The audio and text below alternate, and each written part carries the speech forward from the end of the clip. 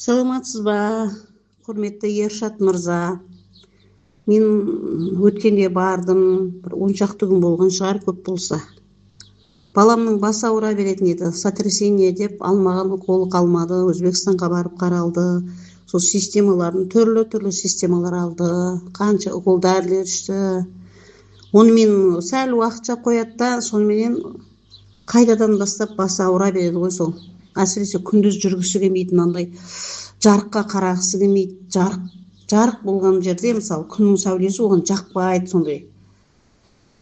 Сөйтіп жүрген еді, кейін сіздің осы видеоларыңызды көріп, соған бардық баламыз екеуміз.